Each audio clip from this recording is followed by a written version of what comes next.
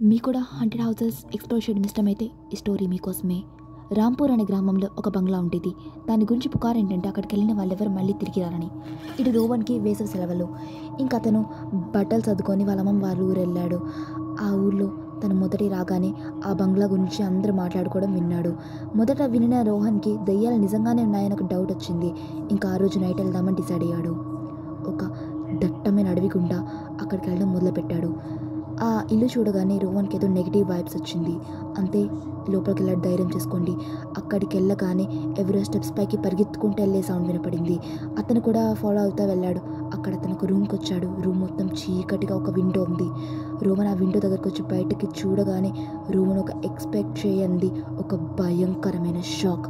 అక్కడ అతను చూసింది రోహన్ యొక్క డెడ్ బాడీ. కింద గడ్డి మీద పడిపోయి ఉండడం. ఇతను షాక్ నుంచి వచ్చేలోపే ఒక చెయ్యి వెనకాల నుంచి రోవన్‌ని కిందకి నెట్టేసింది. రోవన్ అలాగే అరుచుకుంటూ చాలా పైనుంచి కింద పడి రోవన్ కూడా చనిపోయాడు.